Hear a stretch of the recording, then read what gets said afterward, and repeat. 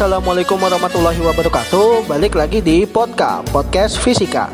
Kali ini saya akan membahas tentang perpindahan kalor. Check this out.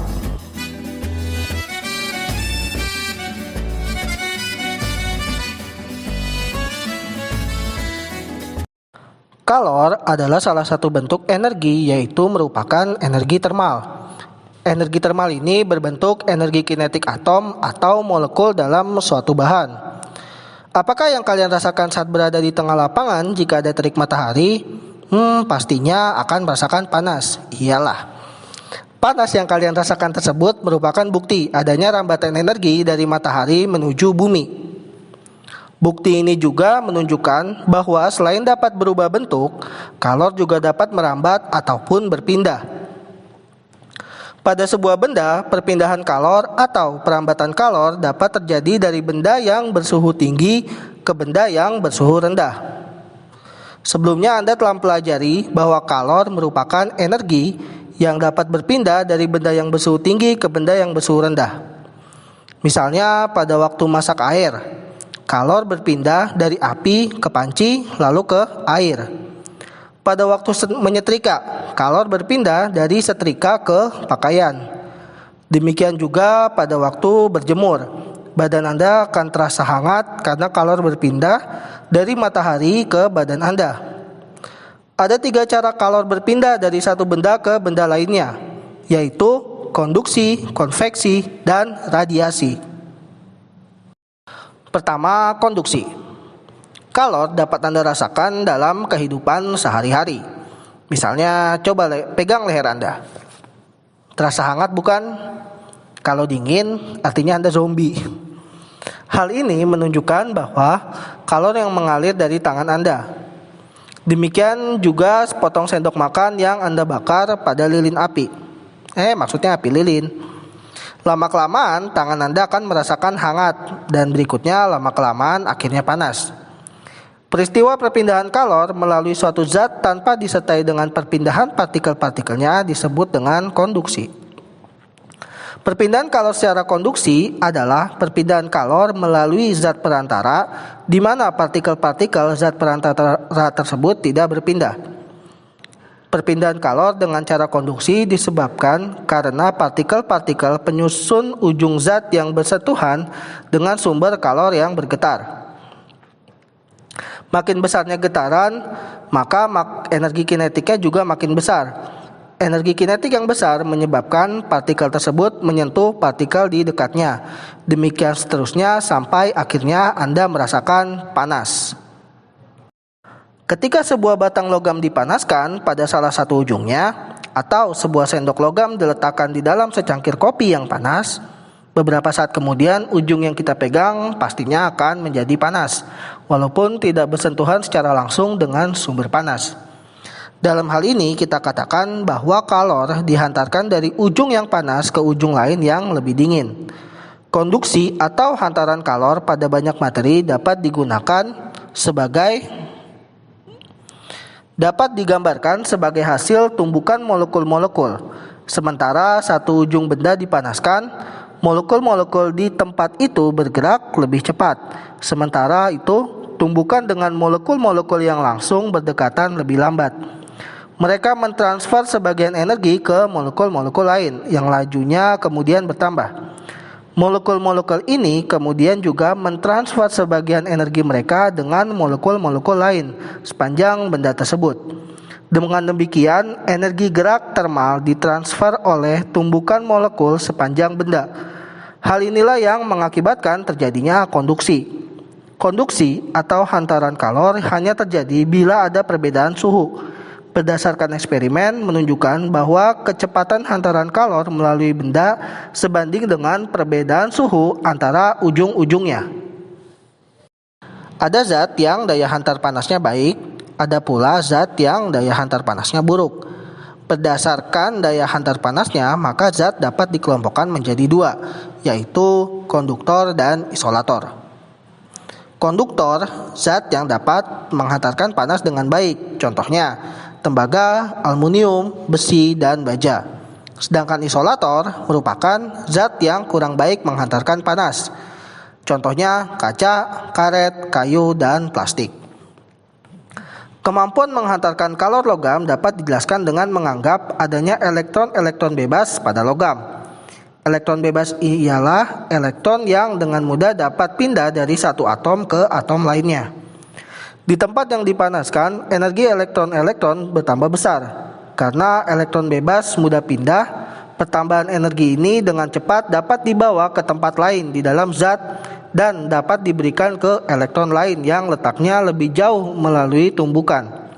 Dengan cara ini, energi dapat berpindah lebih cepat.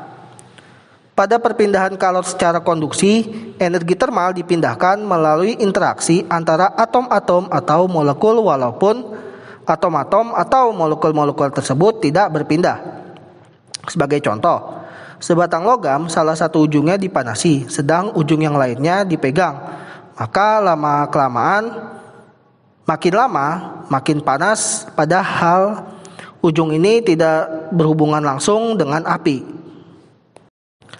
Jika salah satu ujung batang logam dimasukkan ke dalam api atau dipanaskan, ujung batang yang lainnya akan ikut menjadi panas, walaupun tidak ikut dimasukkan ke dalam api. Mengapa demikian? Atom-atom di dalam zat padat yang dipanaskan tersebut akan bergetar dengan sangat kuat. Kemudian atom-atom tersebut akan memindahkan sebagian energi yang dimilikinya ke atom-atom tetangga terdekat yang ditumbuknya. Atom tetangga ini menumbuk atom tetangga lainnya dan seterusnya sehingga terjadi hantaran energi di dalam zat padat tersebut. Untuk bahan logam terdapat elektron-elektron yang dapat bergerak bebas yang juga ikut berperan dalam merambatkan energi tersebut. Perpindahan kalor yang tidak diikuti perpindahan massa ini disebut dengan konduksi. Dalam kehidupan sehari-hari, contoh peristiwa konduksi ini dapat Anda temukan pada saat Anda memasak makanan. Panci yang digunakan untuk memasak akan mendapatkan panas atau kalor di setiap bagiannya. Walaupun bagian panci yang terkena api hanyalah di bagian bawahnya, perambatan kalor secara konduksi ini juga terjadi pada sendok yang digunakan. Oleh karena itu, tangkai sendok penggorengan dilapisi dengan bahan yang tidak menghantarkan kalor seperti plastik ataupun kayu. Berikutnya saya akan membahas konveksi. Perambatan kalor yang disertai perpindahan massa atau perpindahan partikel-partikel zat perantaranya disebut perpindahan kalor secara aliran atau konveksi. Rambatan kalor konveksi terjadi pada fluida atau zat alir, seperti pada zat cair, gas, atau udara. Apabila air yang berada dalam suatu gelas dipanaskan, maka partikel-partikel air pada dasar gelas menerima kalor lebih dulu sehingga menjadi panas dan suhunya naik. Partikel yang suhunya tinggi akan bergerak ke atas karena massa jenisnya lebih kecil dibandingkan dengan massa jenis partikel yang suhunya lebih rendah.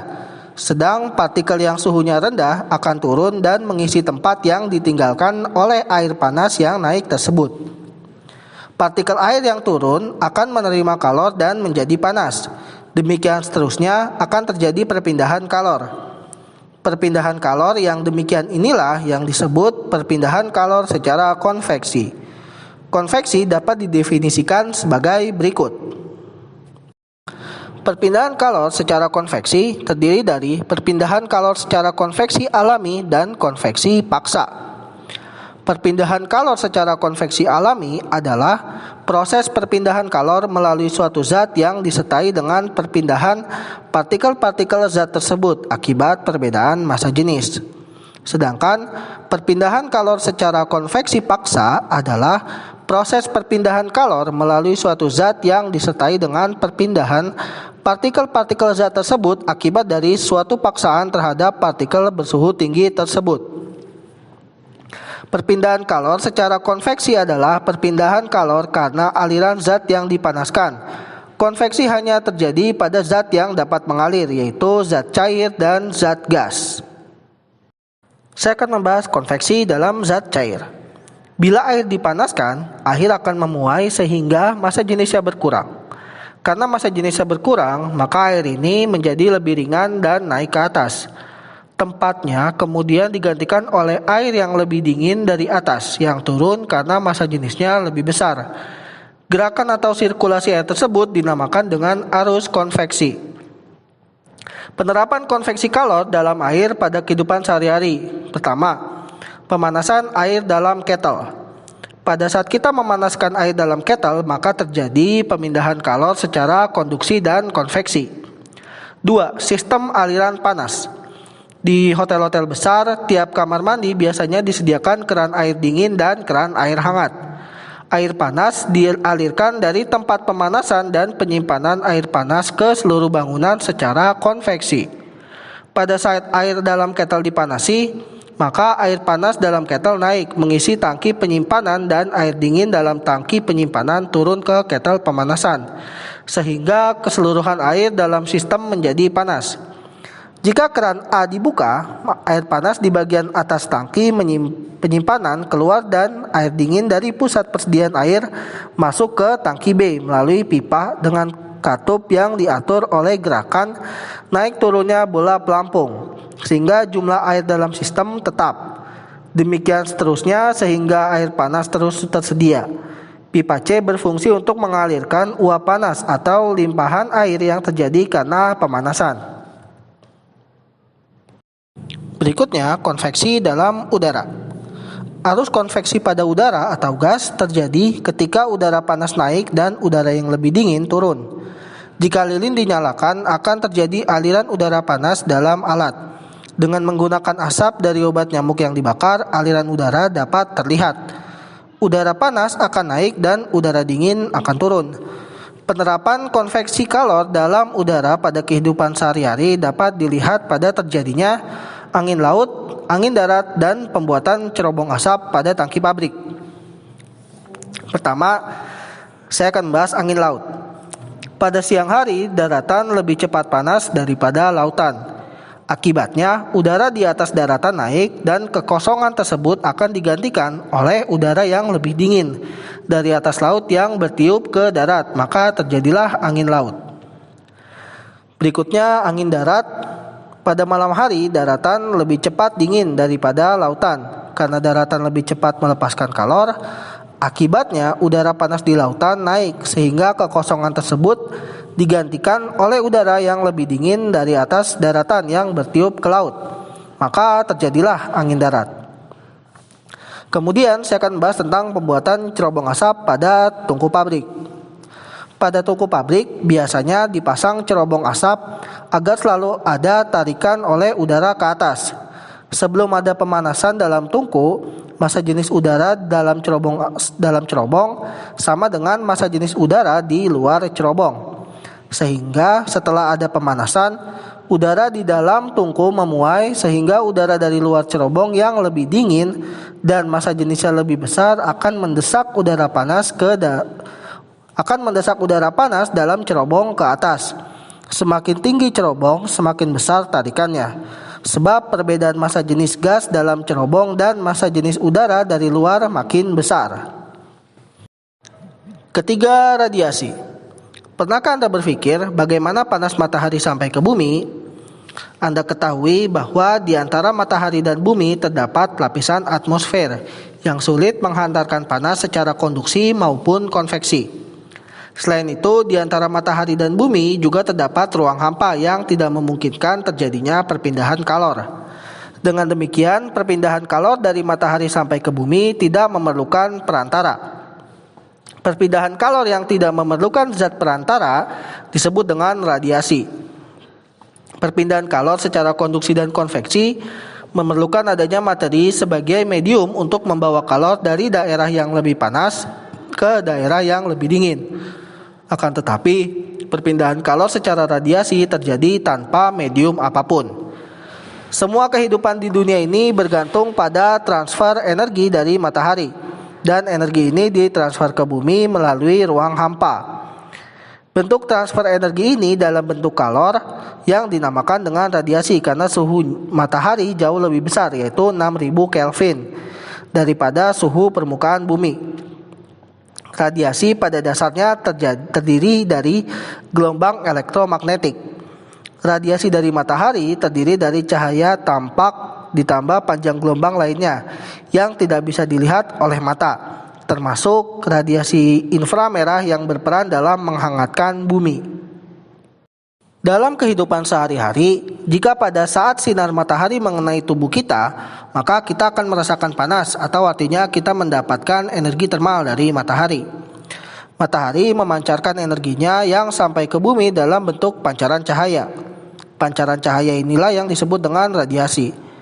Proses ketiga untuk transfer energi termal adalah radiasi dalam gelombang elektromagnetik. Gelombang elektromagnetik adalah gelombang yang dapat merambat tanpa memerlukan zat perantara.